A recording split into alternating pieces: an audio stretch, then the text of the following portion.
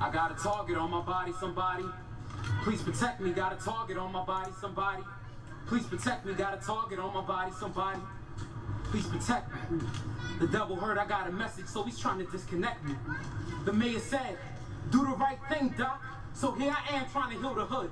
I brought some cameras and my consciousness, a script challenging politics. Didn't need to practice, man, I swear that I was Iverson. Bedford Stuyvesant lives within them. Cops poison the streets with venom, counteract like penicillin. You see, this pen is healing, believe.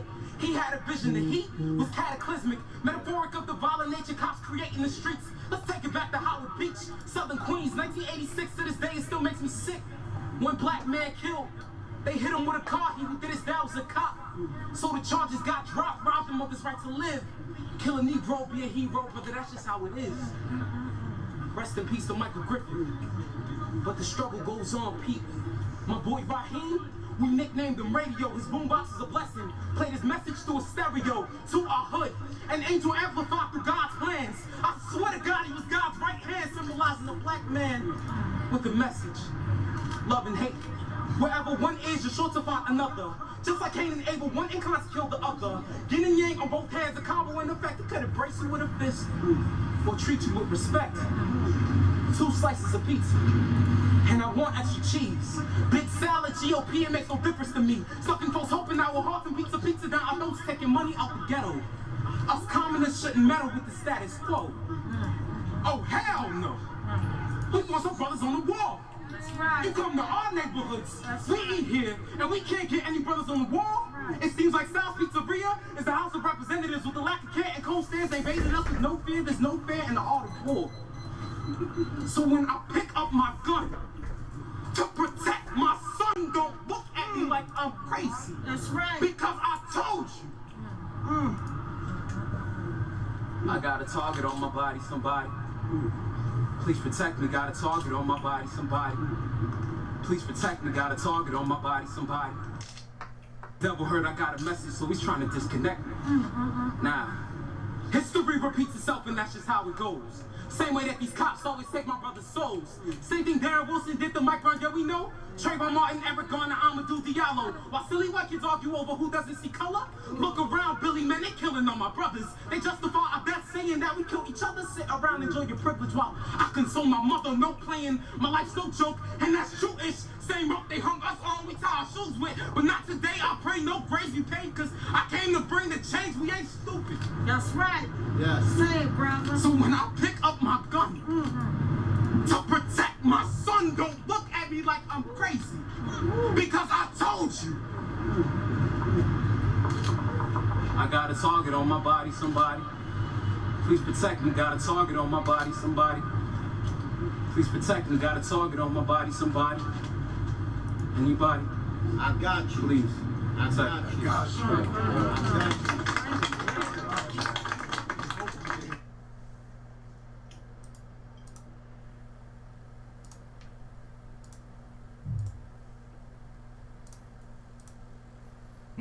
Mic check. This is West Wednesday, number 379, fighting for justice for Tyrone West, who was killed by the Baltimore police, and all victims of police violence. Mic check. I'm going to turn it over to Tawanda. Mic check. Mic check. Right. Mic check. Mic check.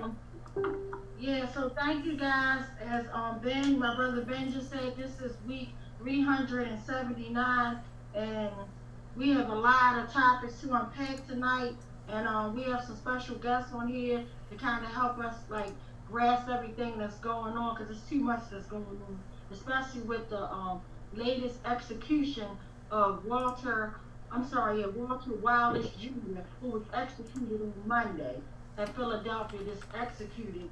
And hopefully I have a special guest tonight that's going to be calling in to give us a viewpoint of what she saw and know. And if she's not able to get on, I will definitely share with you guys what she told me. But nevertheless, tonight I have my sister Beverly Smith, who has been fighting nonstop for her son, and not just for her son. She's been fighting for all the victims of police brutality. For her son, Alonzo Smith, was basically executed on November the 1st, 2015. and it's just horrible. And the way he was beat to death reminds me so much of my brother. And when you talk about the way the medical examiner's office did her, as well as the way they did my family, it is unreal. Like, it's just crazy. Like, how her son was like face down, couldn't breathe. My brother had David Lewis setting on his back as he was dying. Like, it's just horrible. And that's why we played that video. I have a target on my back because just because of our skin color, we definitely had a target in our back.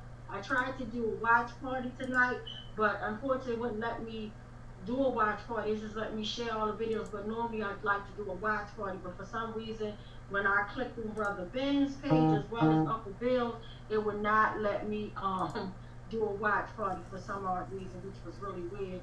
But nevertheless, we're gonna keep it moving. I'll just do my watch party maybe later.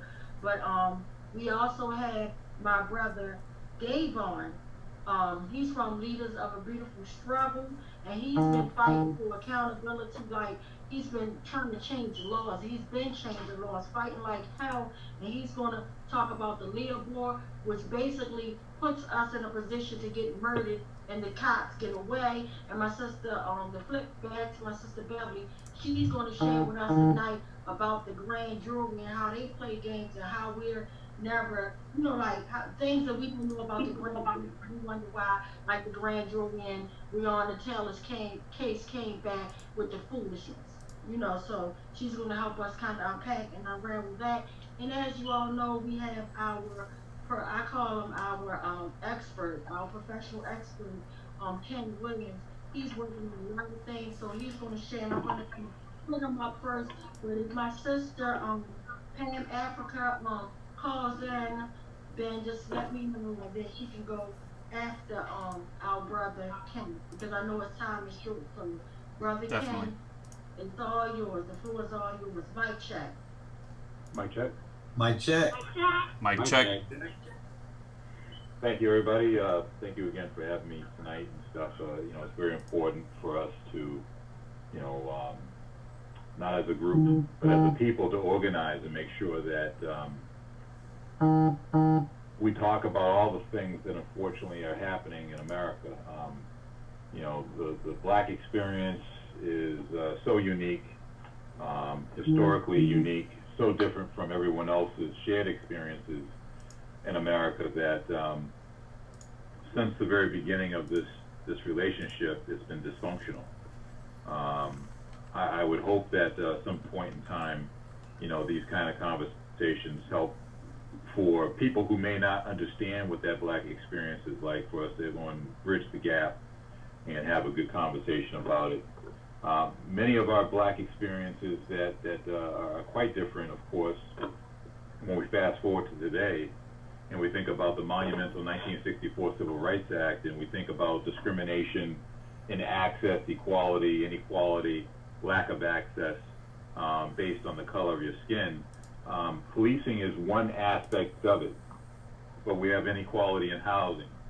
We have inequality in employment. We have inequality in the criminal justice sphere, the spectrum of the criminal justice spectrum. We have inequality in our hospitalization. How we're born in America. There are 4 million births every year in America, 4 million. Roughly 65 to 70% of people children who are born into America are born to impoverished parents. Doesn't matter black or white. The difference for the black experience is that black people versus white people, the white folks, many of them within 3 years of being born start to come out of the condition of being in poverty, and opportunity is presented to them to help them move forward. For many black people, the unemployment rate is double that of white people. So when we talk about discrimination, systemic racism, inequality, we have to look at the broader aspect of it, the macro view, which is that everything that America touches and has people within it has some deal or some sort of unfortunate blowback that has it where a person like me, a black man like me, is completely different from the experiences of white men or white women, for that matter. Their experiences are completely different. So white people who are on this line, it's important for us to have these conversations, but at the same time, I appreciate you welcoming me into your living room and stuff like that. I do appreciate that. But at the same time, you've got to carry the torch, to your family members, your associates, and the people that you bump elbows with, because I'm not going to be in those spaces. You are. It's your responsibility to go and carry that message forward to say, you know what, it's maybe time for you to start reading better books and have a better grasp of what is going on in America, because one poetic way it was put is that we have two nations, one black, one white, and the justice system in both is unequal. And until we get to the point of there being complete equality, this wash, rinse, and repeat cycle that we're in, it continues.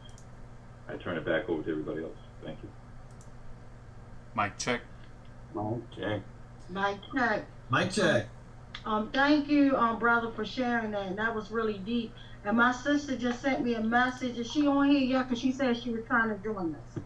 Not yet. Okay. Alrighty.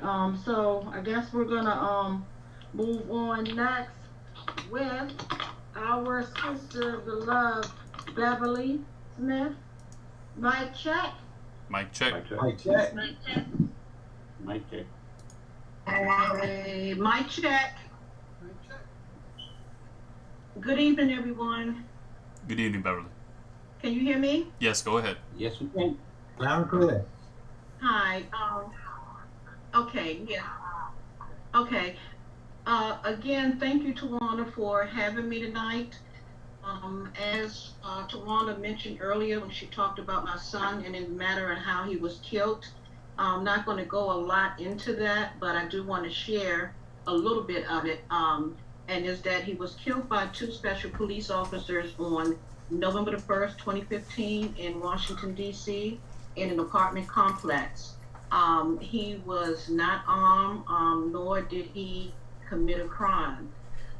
He was, the medical report said that the manner of death was homicide, but it was tricky with the cause. And as Tawana mentioned, sometimes the medical examiner is in cahoots with the police department. They said that it was two causes of death. They said the first cause of death was cocaine toxicity, and the second one was compression of the torso, which was knee in the back, that can be seen on the body cam of the regular Metropolitan Police Department when they arrived on the scene, and there's a clip of that on YouTube. However, the medical exam also states that my son had hemorrhage in the C2 area of his neck. Indeed, my son was chokehold. When I reviewed his body 10 days later, his neck had a massive swelling on it, and he also had two massive hemorrhages in his back.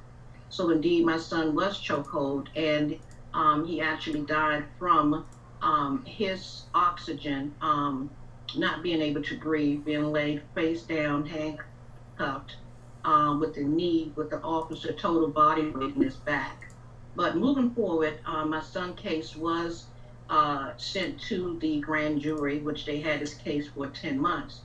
And like so many other cases of police killings, they render a non-indictment. And so what I did was I did some research in regards to the grand jury process.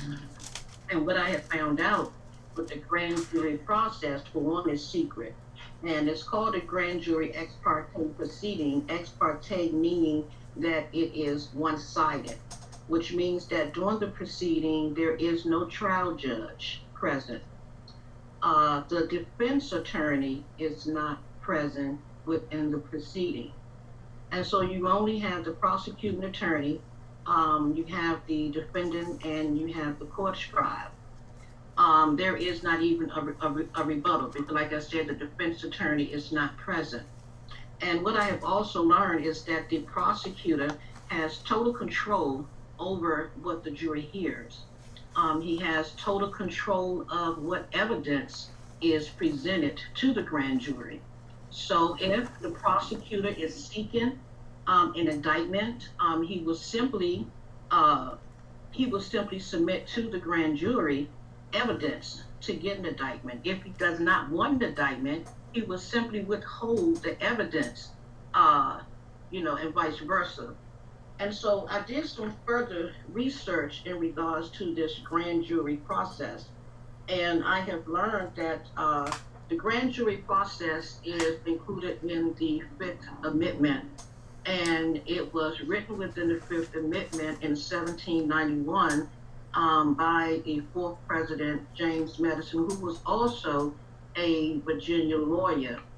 And then I've also learned that, because a lot of people say, why can't we just do away, with the grand jury process? Well, because it's written in the Constitution. So I haven't seen anything that's written in the Constitution being written out. And so it's supposed to serve for two purposes, is what our forefathers, as they say, James Madison wrote it for. One was to encourage witnesses to speak freely and without fear of retaliation. And the second purpose is to protect the potential defendant's reputation in case jury does not decide to indict. And I think that's only one-sided, because it seems to me they only withhold the names of the person who is potentially going to be indicted is law enforcement. Because when it's someone other that's not in law enforcement, when they go into the grand jury, their name is always revealed. So I don't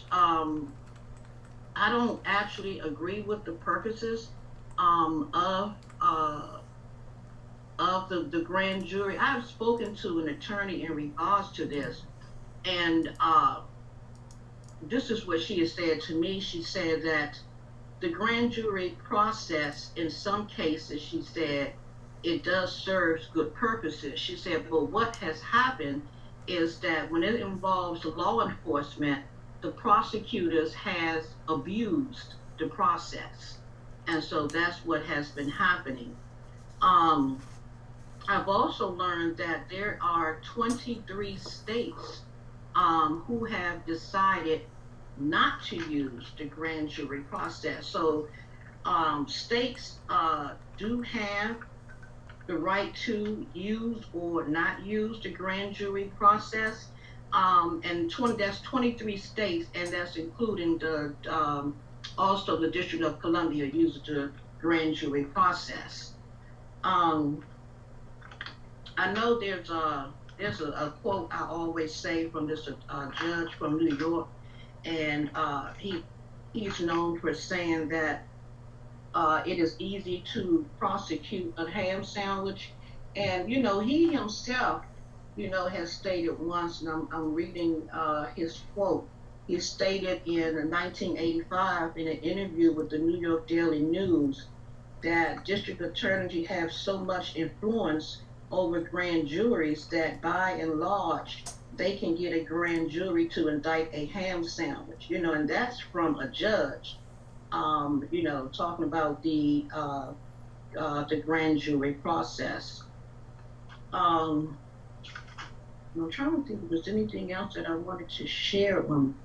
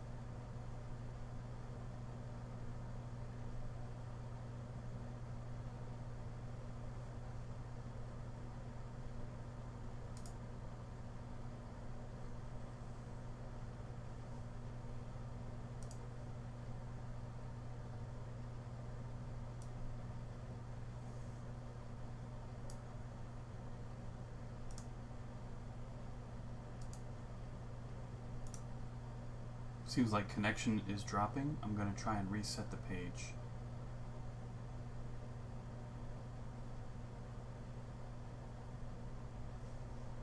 Stand by.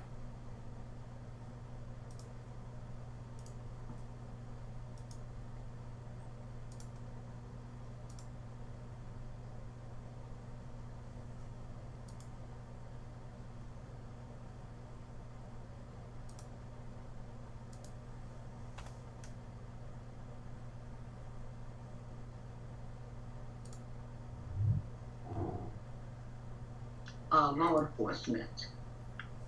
Yep, and yep, I think that's it, Tawana.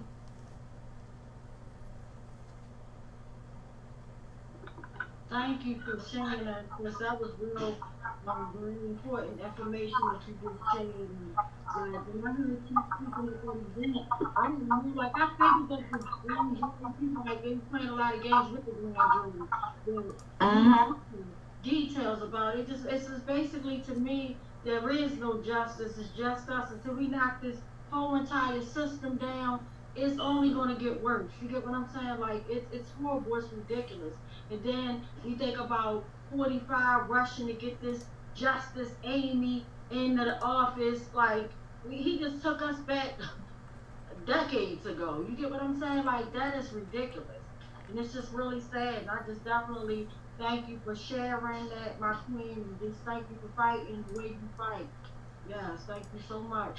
And I want to do a real quick check.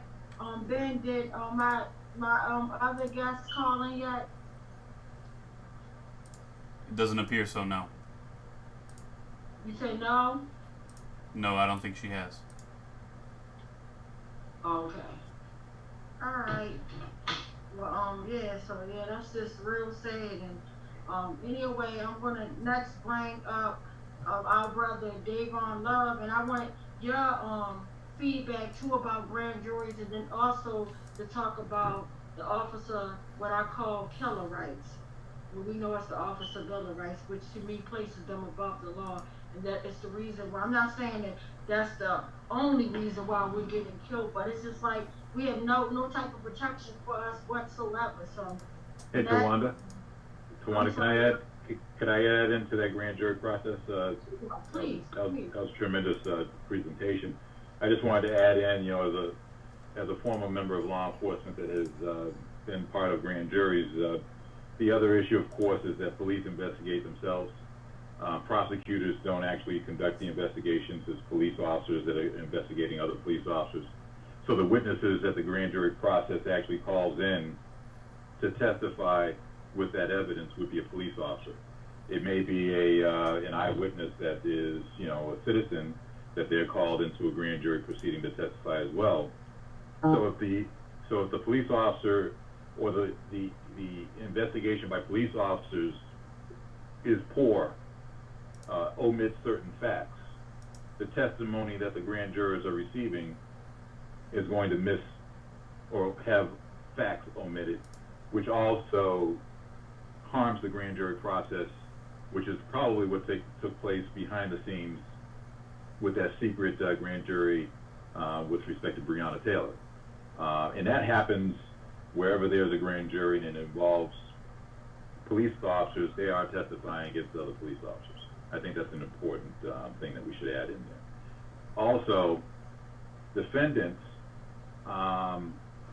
they have what's called the Fifth Amendment right, where they don't have to go and testify against themselves. So a defendant who may even be called into a grand jury can plead the Fifth and not offer any testimony. I think that's another important aspect to go and bring into this. So let's say, for instance, prosecutor says, hey, we're going to call Joe Blow, police officer in here who's a defendant, to testify. Even though that officer doesn't have a right to have his defense attorney with him, he has a Fifth Amendment right to go and say nothing if questioned under oath. Wow. Thank you for sharing that, brother. That's like, wow. Sure. Mind-blowing. Wow.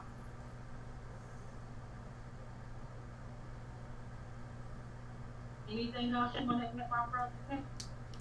No, that was just those few points. That's what you saw. So next we're gonna bring up our brother Davon. Mic check.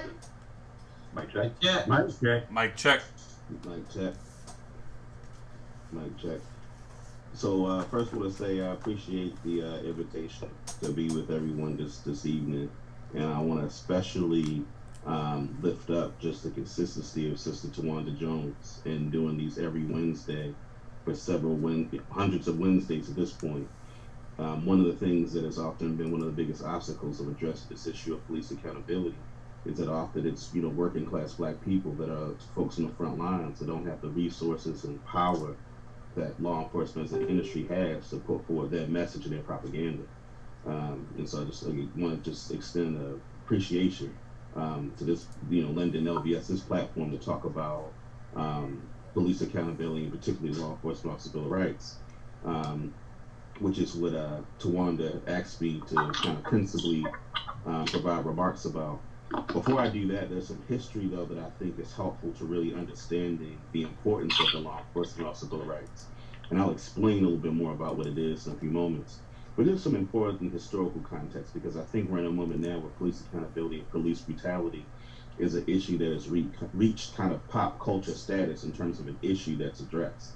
And so what happens is that it's often characterized as, you know, a series of isolated incidences of, you know, bias or, you know, in some cases, you know, criminal negligence. But what I want to emphasize is that when we look at the history of law enforcement, there are two particular parts of the history of the institution of law enforcement that is important for people to have perspective on. The first is that when we talk about the social movements, Brother Ken mentioned the Civil Rights Act of 1964. When you think about the social movements of the 60s, you had, and prior to that and after, you had local law enforcement was involved in disrupting and destroying many of the social movements advocating for the rights of black people, right, and other oppressed people. And that's important. So whether it was Dr. Martin Luther King, whether it was Malcolm X, whether it was Marcus Garvey, liberation, women's liberation, you know, these were all the kinds of movements that were undermined by the counterintelligence program, and local law enforcement played a role. So when you look at the Fraternal Order of Police, the police union that represents police officers, it's no secret that they, in many respects, were the biggest advocates for increasing the bounty on Assata Shakur to try to extradite her from Cuba, right? It's no secret that the FOP has been the institution that has pushed back against efforts at black liberation. You combine that with the fact that that law enforcement, that when you think about many of the major uprisings that have happened in the 20th century in cities across the country, whether it was in Harlem, whether you're talking about Watts. As a matter of fact, in 1942 in Baltimore, there was a major uprising. A gentleman named Thomas Brodus, who was killed by police officers, and there was a major mobilization and uprising in Baltimore. So, you know, when you think about the role that law enforcement has played in being an institution that has brutalized our community, such that it has created uprisings, again, all throughout the 20th century, one of the questions that then you have to ask yourself is, what are some of the tools that law enforcement would use to protect itself from being held accountable? The reason we know about the counterintelligence program was because of the Senate Church Commission in 1972, where these were documents that disclosed the secret, illegal political assassinations, disruptions that local law enforcement was involved in. The Law Enforcement Officer Bill of Rights comes into focus in 1970, passes in 1974, and Maryland is the first state to have established a Law Enforcement Officer Bill of Rights. And so I don't think it's any coincidence that the exposure of the counterintelligence program and the role of local law enforcement has in undermining these social movements. I don't think it's no coincidence that these things happen not too far apart. In fact, it was, I believe, 1972 where Eddie Conway, a political, formerly of the Baltimore chapter Black Panther Party, was arrested on false charges of police killings as justification for keeping him in prison for 44 years. I don't think it's a coincidence. And in 1975, the year after the Maryland General Assembly passed the Law Enforcement Officer Bill of Rights, at a conference on the Eastern Shore where fraternal orders of police around the country came and met to figure out how they're going to establish law enforcement officers' Bill of Rights all around the United States. And so we today, Maryland is one of 16 states that have a Maryland Law Enforcement Officer Bill of Rights. And to talk a little bit more specifically about what that is, the FOP, the Fraternal Order of Police, the police union, because they are the major institution, organization that is the kind of political advocacy arm of law enforcement. And it was their political machinery that pushed through the Law Enforcement Officers Bill of Rights. And they frame it from a union perspective. What police officers will tell you, what law the reason that what the law enforcement officer bill of rights does is provides a bunch of protections for law enforcement when they're accused of misconduct. So there's a bunch of processes that they get that allow them to be able to have opportunities to essentially police and discipline themselves. So it lays out the procedure for how police officers are disciplined when they're alleged to have engaged in misconduct. And the way it's laid out in ways that give police officers a tremendous amount of protections. I'll give two examples. One is that the entity that provides discipline, if the chief of police gives discipline to a police officer decides to appeal it, the body that actually makes a decision about discipline is made up of other law enforcement, right? So the community doesn't have a mechanism by which the community can be involved in disciplining the very people that they so-called are supposed to protect and serve. Another example that's in the Law Enforcement Officer Bill of Rights is that only sworn law enforcement can participate in the internal affairs investigation of an allegation of misconduct. So again, back to what Brother Ken said, police being able to police themselves and investigate themselves. And so those are just two examples of some of the has as a matter of state law to protect them from being able to be held accountable. And so the reason this is particularly important is because what law enforcement will say is that they needed the law enforcement officer bill of rights because police officers within the department were being discriminated against, and they needed a system that allowed them to push back against that. So they frame it in terms of workers' rights. And what I want to arm your listening audience with is the response to that, which is that when we talk about community oversight of law enforcement, that police officers get a level of protection that other public employees understand the importance of public employees getting workers' protections. But other public employees, for instance, don't have the ability to only have other folks within their agencies investigate them, right? Only industries that regulate themselves are prone to corruption. And so the central feature with the Law Enforcement Officer Bill of Rights impedes is the community's ability to be a part of the process of discipline and oversight and investigation. And so that's why we have to repeal the LEOBR, because it's important for the community, because when there are eyes watching police and law enforcement, when they know that people will have the ability to see what they're doing, so it operates under the pretext that the policies are such that there's no forum by which folks outside of people in that profession will have access to the disciplinary documents and investigatory files. If we have a process by which the LEOBR is repealed, it will allow the possibility for communities to negotiate a mechanism by which the community can have oversight over law enforcement. And so that's why we encourage folks, the Maryland General Assembly is January to April. The 2021 session is coming up soon. LBS is one of many organizations that is going to be fighting during the General Assembly to repeal the Law Enforcement Officer Bill of Rights.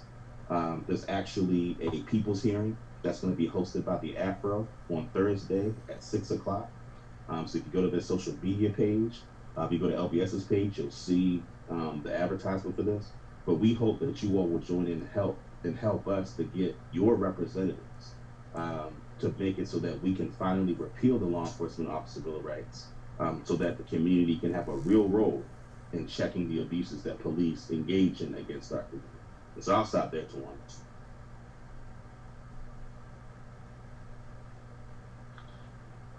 Oh, okay. Thank you for sharing that, and I'm glad that you talked about the people's hearing tomorrow, because I definitely want everybody to tune in, and that was just some real powerful stuff.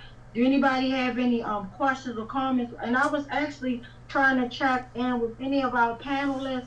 Did anybody have like a landline phone that perhaps that you could use that has a speaker on? Because I wanted to put my sister on, but however, she's having technical difficulties trying to dial in.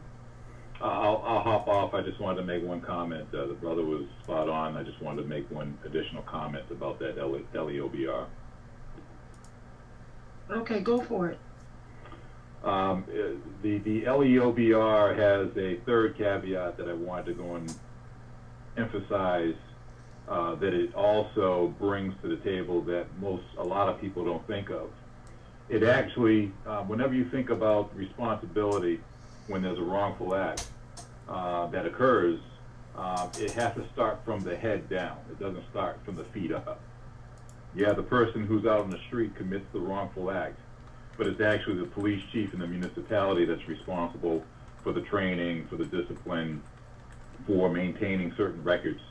And it's their policy that those people from the ground going up have to follow as subordinates. What the LEOBR does tactfully from a defense standpoint is that it actually removes the police chief from the equation to a certain extent by watering down the police chief's ability to actually discipline the officer. I believe some defense attorneys got together and said, wow, how do we extricate the municipality and police chief from this LEOBR that grants all of these extraordinary rights to police officers that are not granted to any other citizens, and at the same time, the police chief gets a chance to say, I can't discipline the officer even if I wanted to because of the LEOBR. So you have the cat or the dog chasing its tail with that LEOBR based on how it's designed. That's important for everyone to understand.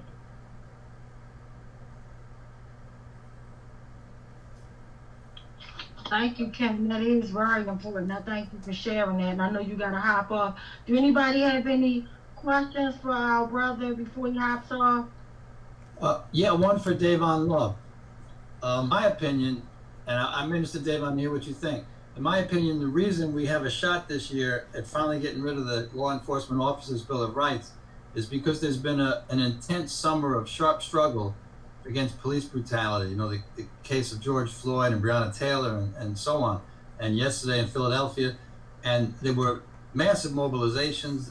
The police station, as we know, was burned down in Minneapolis and so on. And so my feeling is that it's the strength of that mass movement which is allowing us perhaps to win at repealing the law this year, not really the goodwill of liberal politicians. So I'm curious about your view of that.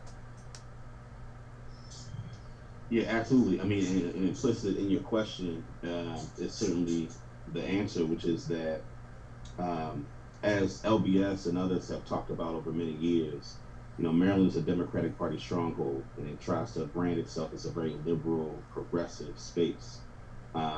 And that is a facade. And this General Assembly historically has mastered the tactic.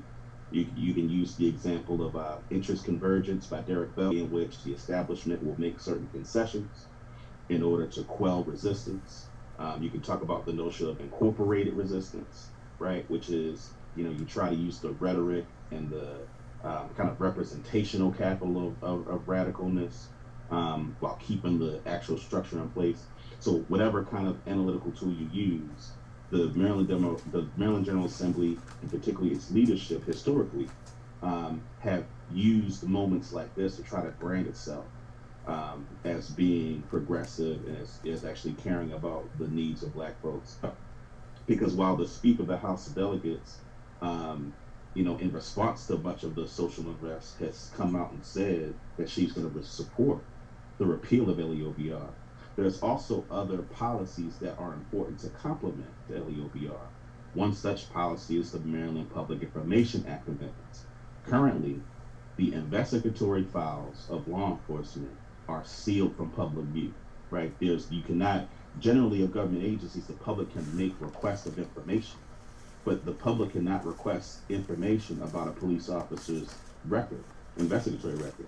And that's important because when you read the August 2016 Department of Justice report, you will find examples where the Department of Justice looked at files of internal affairs that had the public have the ability to make public information requests. We could have been proactive of getting some of these police officers off the force by way of knowing their record and the ones made against them.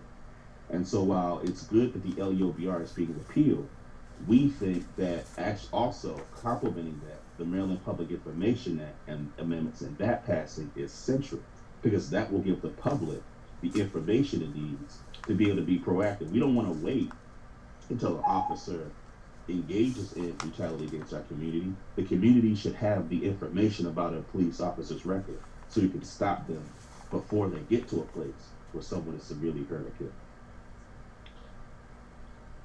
Thank you.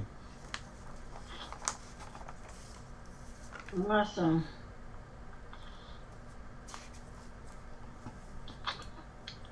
I had a question. So, say we get the law officers' Bill of Rights repealed. What do you think are the very most important next steps after that? The police accountable once we have that done? So one of the things that LBS and others are working out, many others who are involved in the work of police accountability, is a provision that allows for municipalities to legislate an oversight body that can be in charge of discipline. So on the legislative front, we're going to push very hard to make sure that the repeal of LEOBR is not just deleting but provide some general guidelines for discipline that go across different police departments, but also provide a mechanism by which the community can create. And so in Baltimore, we have a civilian review board, right? But it doesn't have nearly the power that it should have, and it doesn't have the resources that it needs. Yeah, but it's got no we want teeth. Municipalities to be able to create the opportunity for communities to create bodies that can engage in the oversight. Because it's one thing to be able to get the opportunity to hold police accountable. It's going to be the community's responsibility to organize ourselves in such a way that we can oversee the overseeing law enforcement.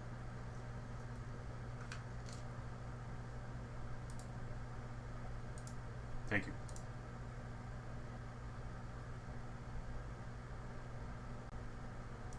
Mic check. Mic check. Mic check. Okay. There's a comment online from Adina. She says, we need to go after the state's attorney's office and judiciary, as they have a complicit hand in the way cases are handled. We need to demand the reopening and reinvestigation of the cases that have been swept under the rug and cast into the shadows. So I think that's a good question. Once the law officer's Bill of Rights has been repealed, how do we then go about demanding that the cases that protected these officers be reopened?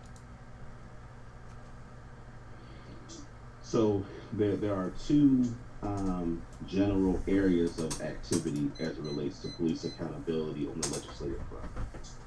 So what I've discussed in terms of the LEOBR is the opportunity for community involvement in oversight of law enforcement, right? So that's one side of it, and that's not the criminal side of it. So that's not like dealing with prosecutions. That's dealing with being able to get rid of officers that engage in misconduct. That's community being able to be put in a place to check law enforcement when it does things that's problematic, right? So that's one part. The other part that I haven't talked about is the criminal side of it, right? So when an officer violates the human rights of someone in our community, what are the mechanisms? What are the criminal mechanisms? So there are a couple of mechanisms that we're also supporting, and the second one will directly address your question. But the first one is a unified use of force standard. So Maryland is a state that does not have a unified use of force standard. And so what that does is that the ambiguities of what constitutes use of force is something that doesn't allow or impedes effective prosecution of law enforcement. Because, if you fight a person, is that going too far? When an officer says they feel threatened and they use certain kinds of force, well, you can kind of subjectively come up with what the line is. And that's what defense attorneys for police officers in those instances would do. And so what a use of force standard, statewide use of force standard would do is it would outline exactly what are the lines of when force becomes excessive, so that those prosecuting police officers have more leverage to do so. On the question of reopening cases, that is strictly up to the state's attorney. There's conversations about trying to get the attorney general to be a part of the process of dealing with these cases, and it may make sense for people to appeal to the Attorney General to do so. But I think, again, this is one of those things that can't be legislated, right? It just requires pressure on the DA to open the cases. And fortunately, we have the opportunity to elect that will do those. There's no legislative remedy for the issue around reopening cases. That's something that has to be the effort of the DA. I have a question related to that. Could there, well, one question is, I know some of these things have, in terms of just like, say, a simple assault charge, they happened long enough ago that the statute of limitations has run out. But I know that there's also a history of changes to the statute of limitations, opening up windows for prosecution, like of pedophile priests and so forth. So is that something that might be worth doing? And then the second thing is that in terms of these prosecutions, would it be better to have the Attorney General prosecuting these, or because there's a huge conflict of interest when a DA in a community wants to prosecute a cop, he depends on cops every single day for all his other cases. And cops are known to retaliate against DAs by becoming forgetful and by being bad witnesses. And so would there be some sort of a law that would say that any time a police officer is charged, someone who is not his local DA, whether that's an independent person, whether that's the DA from the next county over, whether it's the state Attorney General, but someone else prosecutes that case? Just your thought on those two. Yeah, so a couple things with that. I'm not familiar with the statutes of limitations on reopening cases. So, I would, folks should, kind of do the research on that. And those things are legislated. Those are things that can be legislated. So if folks want to expand the statute of limitations on reopening cases, that's something that's subject to legislation. I'm just not familiar with those time limits. As it relates to the Attorney General, so one of the things that I caution people about, because people have raised this notion of giving it to the Attorney General or giving it to another jurisdiction. What's important, though, is that the Attorney General is just as dependent on law enforcement, and other DAs are just as dependent on law enforcement as the local DA. And even though the direct relationship with that particular police department, I don't know that it is that much different in terms of the relationship that these DAs want to maintain with law enforcement, such that the AG would come in and behave significantly differently. And so I say that to say that, as I mentioned earlier, there's as Brother Ken mentioned, and Sister Beverly mentioned, district attorneys, state's attorneys have tremendous power. And so whatever elected official we have the most ability to influence is, in my opinion, the best bet in terms of trying to get the kinds of prosecutions from our community that we need. I don't know that an Attorney General coming in gives us or another jurisdiction, DA, gives us a better alternative than sticking with an attorney, with a DA that we electorally have the ability to put pressure on. Tawanda, would you like to speak to that? You can go for it. And also, I know my brother Davon has to go because his device is getting ready to cut off, and I don't want him to cut off in, mid-sentence. So. Well, I would just say that, in your case, Tawanda, that we did in fact exert electoral power on the state's attorney and did not get, a change. Right, that's true. That's absolutely true. Yeah, I just want to be clear. The point that I'm making is that in terms of the Attorney General, the question that I want people to ask themselves is, are we going to get more justice from a statewide elected attorney general? And that's a part of the equation. And that's not to say both things. I think both ideas are important to explore. Putting pressure on folks to reopen some of these cases. So I raised the question about the attorney general piece because I just want folks to consider the precedent that would set, right, if we were to make the assumption that the attorney general is more independent of law enforcement than a locally elected DA. Yeah, I would say I don't think there's a right answer to that one, but I think it needs to be worked on. Can I add something to that? Share something? Hello? Sure, go. Please do. Oh, yeah. Yeah, in regards to my son's case in DC, it was the assistant attorney general that actually prosecuted the case. So I agree with, I believe his name is Brother Dave, that because of the relationship that they have with law enforcement, I don't see there would be any much difference, or we would see any justice with an attorney general prosecuting the case.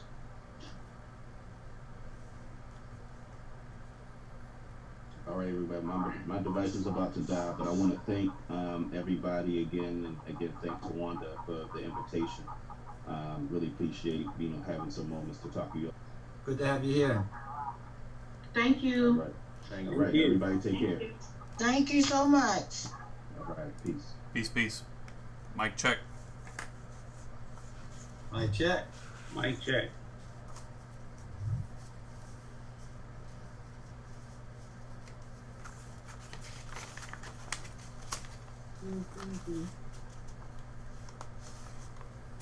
Uncle Bill, I have a question. Do you have a free device? Yes. Yeah, maybe. So, I'm going to jump off real quick, and can I give you a call real fast? Because I want to tell you something next, and maybe Brian can give our sad list, but I wanted to tell you something. Maybe we could try to figure this out to put my next call on, because she's really having issues getting on the line. Okay. Sure, I'll take care of that. All right, thanks. I'll be right back momentarily. Okay. I'm here, and I always want to thank Tawanda first off, for all the work that she does in this space and for being here for all of us so many times. I like to, point out regularly that we're fighting a lot of stuff here, and it's all one big thing that we have to fight. One side of it is definitely police violence, and the other side is the community violence that we all deal with, most particularly in Black communities. And this week in the Black community here in Baltimore,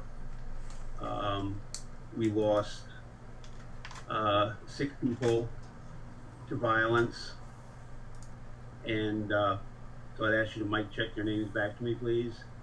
That's Dejon Payne, 35. John Payne, 35.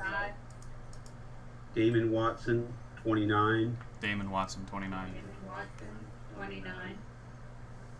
Tyrone Callahan, 28. Tyrone Callahan, 28. Ethan Ellerby, 18. Ethan Ellerby, 18. Jaheim Atkins, 16. Jaheim Atkins, 16. Jaheim Atkins. 16. Nellie Paz, 18. Nellie Paul. Nellie Paul's 18.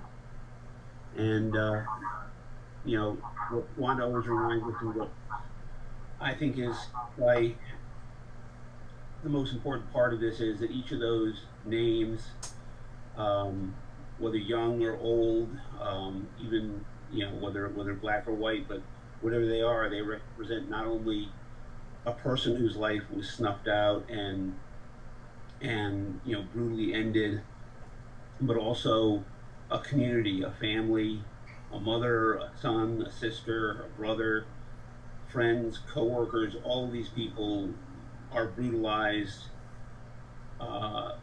in the same incident, and it's not just the one life that we call out here and we try to memorialize, but it's all the lives that are connected to that.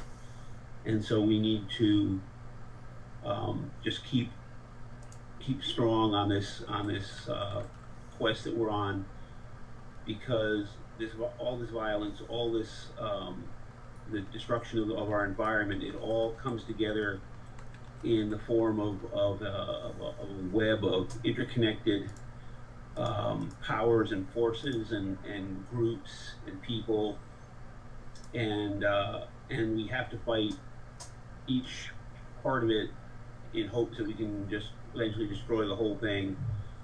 And so, I thank Tuan, and I thank all of you for staying in that fight. Mic check. Mic check. If Tawana's not quite ready to go yet, I can go to the list of people that have been killed by police. Should I go ahead? Yeah, she's not back yet. Go ahead. Sure. Okay, Tawana's. Are you ready? Hold on, Uncle Bill. Okay, well, I'll talk about those that have been killed by police. This horrible list to go, the 26th. So we know that the final victim that's going to be listed this evening is Walter Wallace Jr., killed by the police in Philadelphia, and I think we'll be having some discussion about that a little bit later on tonight in West Wednesday.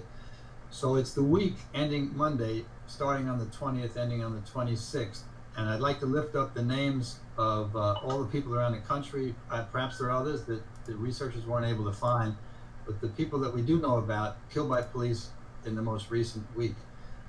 So I'll announce the state and the age, and if you could say the name after me to give some profound respect to these people whose lives. So 19 years old in Illinois on the 20th, Marcellus Stinnett. Marcellus Stinnett. Marcellus Stinnett. Killed by police in Arizona on the same day, an unidentified man. Killed in Ohio, also on the same day, 48 years old, Rodney Barnes. Rodney Barnes. Rodney Barnes. Killed by police in Florida, also on the same day, 61 years old, James Collins. James Collins. James Collins. And again, on the same day, an unidentified person in Florida, a man, unfortunately we don't know his name. On the following day, on the 21st, MS, what state is that? Mississippi. Mississippi, thank you. Forgive my ignorance. Killed in Mississippi, 45 years old, Gregory Jackson. Gregory Jackson. Killed in Florida, also on the 21st, 35 years old, Stephen Belleville. Stephen Belleville. On the following day, on the 22nd, killed in Arizona by police, 30 years old, Francisco Flores. Francisco Flores. In California, 35 years old, killed on the same day, Mark Bender. Mark Bender. Again, on the same day, the 22nd, killed in Arkansas, 43 years old, Keith Beecroft. Keith Beecroft. In West Virginia, a man was killed by police again on that same day, but he has not yet been identified. On the following day, on the 23rd, in Kansas, 32 years old, Wesley Jordan. Wesley Jordan. On the same day, the 23rd, killed in Wisconsin, unidentified, a man. Again on the 23rd in Illinois, 25 years old, Mark Nevarez. In Utah, an unidentified man, also on the 23rd. Moving to the 24th in Indiana, 33-year-old Brandon Evans. On the 24th again in Georgia, 19 years old, Jakirion Jackson. In Arizona, an unidentified man killed on the 25th. And just this past Monday, 2 days ago, as we know, in Pennsylvania, in Philadelphia, a man with some mental health issues should not have been killed by police. 27 years old, Walter Wallace Jr. Walter Wallace Jr. That's our list for tonight, and it's a tragic list. Thank you, Uncle Bill. And speaking of which, I'm sorry I couldn't get one of the witnesses on. She definitely was trying, but she said it's really going down in Philly right now. Like, she's actually going to be with Willie. I'm sorry, with his mom now, and his mom is like 92 years old, and it's just really sad. And to know that this was a father. This brother just got married like 2 weeks ago. It's really sad. And the way she's gonna let you guys know what happened, it sounds like it was plotted and planned because the police had actually showed up twice. And I'm gonna bring her definitely on next week. But she's been trying for a whole hour, but she, like I said, she lives on that block. Like, her car is the car that's in that video when he's getting gunned down. It's just horrible. So she will be on. I was trying. That's why I haven't been myself, because I was trying to get her on, and she was trying, but unfortunately we wasn't able to get on her. But I just called and spoke to her. She had to run out because she said the FBI just raided his 92-year-old mother's house. Like, that is utterly ridiculous. It's just really sad. But again, I was saying, like we started off, we definitely have targets on our backs, and this is really real. How many more people gotta die, get executed? And the saddest part, you think about how he was murdered right in front of his mother. That makes me think about Anthony Anderson, who too from Baltimore was murdered in front of his mother. And still no justice, no peace. It's just really sad. And for them to try to act up, oh well, they feared, for their life, that was ridiculous. And he was going through a mental episode. You get what I'm saying? And then for me to learn that no paramedics never showed up, no ambulance, nothing. Only armed police officers twice, and they gunned him down. It was ridiculous. Killed him. And here it is. His own mother didn't even fear him. If he was so much of trying to kill somebody, that little small pocket knife, that's ridiculous. So it's just really sad. They want a reason to execute us, guys. It's real. One might say, well, he had a weapon. I don't give a damn what he had, because I done seen serial killers get brought to accountability. No justice, no peace. And that's where I'm going to leave it. There is no justice. It's just us trying to fight and hold folks accountable, which is really ridiculous and sad. So you think about another family that's just torn up, and then all they worrying about is when the city gets tore up. What do you expect when you keep killing our people? What do you expect? Like, until you become us and realize that you got a target just because of your skin color, not that you're even doing nothing wrong. Our fear level is real. Like, how many more? How many more George Floyd? How many more Tyrone West, Freddie Gray? How many more Walters? This is ridiculous. It needs to stop, but people not gonna feel it, and it's unfortunately, God forbid, until it's their child, their loved one, then it gets real. It doesn't have to be your loved one. It does not have to be your loved one. It's just sickening right now. I got like a migraine. I'm in tears for me to know that his mother is 92 years old. You live to be 92 years old, and you see your son being gunned down on video, and then they're raiding your house. Like, it's unreal. Like, I don't even have any more to say about it. But do anybody else have any more updates that they would like to share before we wrap up? Hi, Tawana, it's Hillary. One of the things I just wanted to share with folks is there's an increasing movement to look at Black disabled lives. Our special needs populations are at high risk of police brutality, but in Baltimore, there are different groups of people who are looking at it in more detail. I know that in the spring, I went to a training about Black Disabled Lives Matter that was put on by the Baltimore Chesapeake Autism Society. If you look up the hashtag Black Disabled Lives Matter, there are people in Baltimore starting to lift that up as a way to talk about it more. So I would just encourage people to look at that too, because this again is an issue where police are being called when it's a mental health crisis and they're not trained and not qualified to handle. So I just wanted to bring that up and encourage people to look that up as a specific thing. Thank you so much for sharing that. But since I just want to add to, and that's something what we definitely need to watch and see. But the part that burns me up, I don't even want to hear about what they're not trained. Because if they know how to take somebody that murdered people in the church, had a gunman that just murdered 9 people in a goddamn church. They can walk them to accountability with a bulletproof vest and a burger. I don't want to give a damn about no training. I don't want to hear that. That's always their fallback.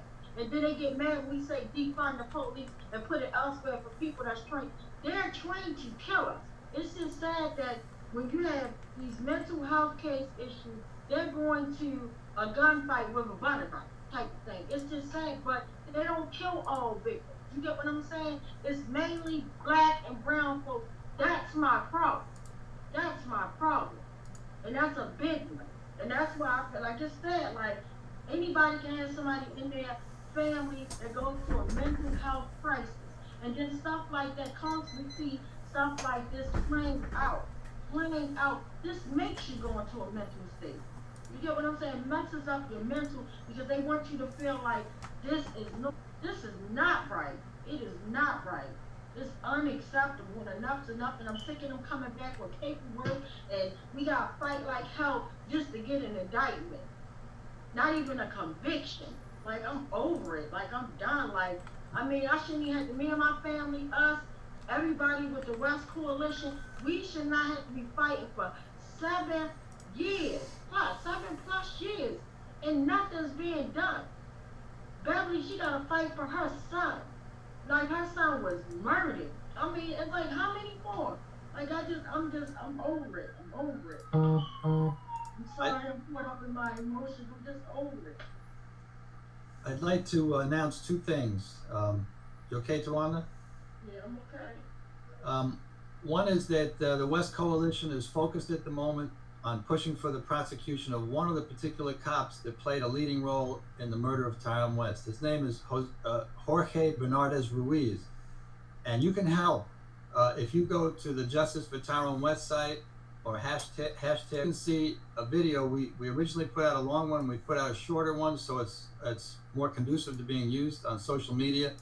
If you can go and get that video and share it on all your social media and get your friends to share it and make sure that broader and broader circles of people understand that this cop has to be taken off, prosecuted, and he needs to be incarcerated. Bernardez Ruiz. So that's one announcement. The other is, once a month after West Wednesday, we have a challenge discussion group. Challenge is the newspaper of the Revolutionary Communist Progressive Labor Party. The party's point of view is that we need to get rid of the system and build a new one to really defeat police brutality and other forms of racism.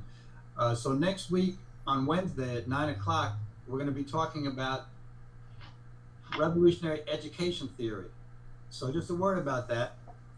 After the revolution occurred in Cuba, 95% of the country was illiterate. Cuba had widespread slavery earlier in its history, and most of that slavery had to do with raising sugarcane. And so the descendants of those people who had been enslaved mostly lived in the countryside, and the slave system and the system that subsequently came to power had no interest in providing education for people in the rural areas who had that history of slavery. So there was 95% illiteracy. So this guy named Gary, who had sort of a revolutionary idea about how to educate people, he helped plan the Cuban literacy campaign. And in a poor country, in a year and a half, they made the whole country literate. And so we're going to be talking about those educational theories next week. And Brian's going to be leading that discussion. So I'd like to encourage people to participate. And those are my 2 announcements for this evening. Thank you, Uncle Bill. Do anybody else have any announcements? Yeah, just a reminder that you can sign up for the West Wednesday mailing list. You can do that on the Facebook page. You can also follow us on all social media, YouTube, Twitter, and Facebook at West Wednesday.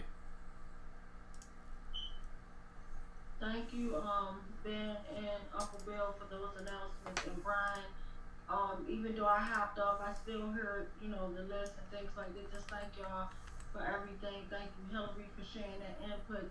But I'm just like over it. Like, until you guys actually live this pain, nobody understands it. Like, and I think about my sister Gina, her daughter who served for this goddamn country was executed. They tried to kill her whole family with her baby, India. They tried to murder her. They murdered her. They tried to execute her baby. They took and made her children an orphan. Her son an orphan that was in that car, a newborn baby. They wouldn't have did white people like that. I'm not trying to hear none of that, man. Enough is enough. I'm tired of being tired. I'm over it. I'm definitely over it. I think of who was going through a mental health crisis, a baby, a teenager, a freaking teenager, and his mom worked for the Baltimore Correctional Office, thinking, okay, I'll call my sisters and brothers in blue, even though they're not correctional officers, but it's the still type of field type of thing. And mind you, Kevin Cooper had just lost a loved one due to a deadly car crash. So he's going through not knowing how to cope with his family member being in a car crash, and the car was called off, and they were supposed to leave that house and gun this baby down at his mom's face. Are you kidding me? So I don't want to hear about no training. I don't want to hear about none of that. None of it. If they ain't get it over goddamn 400 years, they not gonna get it. They trained, dog. They trained to kill us. Why do you think that they got the target? Headshots. They ain't got no arm shots for legs. They trained to wipe us out. Legalize genocide. I'm sorry, I keep the peace, but I'm tired. I'm tired of being tired. I'm tired. Every time they just see, the thing is, this is real. Every time someone is murdered, they open up our loved ones back out there. And we have to relive this pain every single freaking day. Bad enough without hearing or seeing somebody get gunned down, beat down, or whatever. But every time it happens, it sparks off something in us. Until they feel our pain, they don't give a damn. They don't care. This whole entire system is guilty as hell, from the medical examiner's office to the state's attorney to the politicians, all of them guilty as hell. And I'm going to try to end this. Always do believe that love will conquer all, but at the same time, I love my people enough. That's why I'm in the street. I will die for mine. That's why I'm out here. I'm on the front line. On the front line. I'm chasing these killer cops. I went to go shut down Ruiz's wedding. Yes, I did. I wasn't going to do anything crazy, but I was just going to let his wife know, did she realize that she was marrying a murderer? And I'm quite sure she did, because she's a state's attorney. So she knows. Getting married and my brother is dead. Are you kidding me? And this is the thing that I'm talking about. They get to go on with their freaking life and live every day, laugh, joke, get rewards, all that, while we're still grieving. I don't think so. Trust me, Ruiz, you're going to be in a cell block. I'm going to do it peacefully. I'm not, even though it's emotional right now, but I promise you, Ruiz, all of y'all, every last one of y'all, one by one, will be in a cell block. I promise y'all, that's my word. I don't care what administration it happens on, it's going to happen. All of y'all need to go to jail. So I'm going to end on this note. Live to love, love to live. Check us out tomorrow with the people's hearing. It's going to be powerful. But I'm over the hearings. I'm over the Doug and Pony show, because guess what? We can do all the hearings in the world. We can do all the documentaries in the world. None of that's bringing our loved ones back. And we know this. I know I can't bring my loved one back. All I'm trying to do is stop another family from feeling this pain. I don't know what to say to my brother kids. What can I say? What can I say to my own kids about their uncle? I don't have nothing to say besides and I'm going to keep being positive. They're not going to break me. I'm going to break this goddamn system. I promise you that. I promise you that. Till my cell block, till my coffin drops, I'm never going to stop until these killer cops are in cell blocks. Trust and believe. So until we guys see you next week, I don't know what we ending on, Ben, I'm gonna let you get creative because I didn't send you anything tonight because too much is going on. But whatever way we're gonna end on, thank you guys for joining us.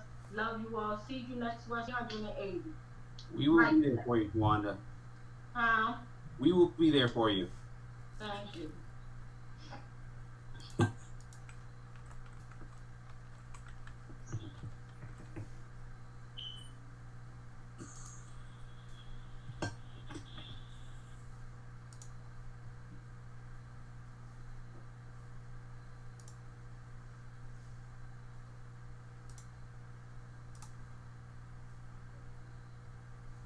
It's on. We're in the middle.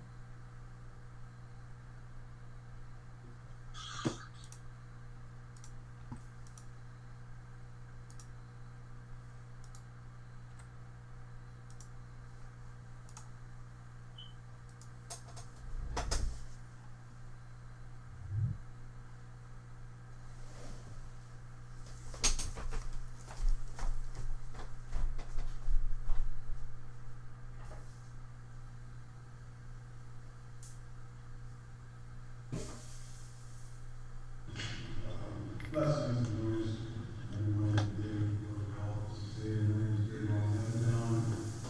In the House of Liaison for the House of Justice Organization. I'm the liaison for British and Justice.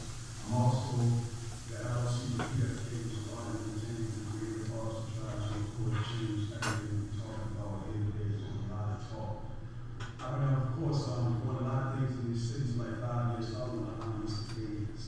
My history is the worst thing they could ever even say they had when the streets I was that young man, about the 90s. Of course, I came home in 1997, went to the time I had in prison for 18 years, and I'm still here and still working. My question is, for the past 5 years, I've been doing a lot of these things, you know, homeless fair, the president doing a lot of these things, a lot of past governments who lead a lot of these systems, and I'm working all over the United States now.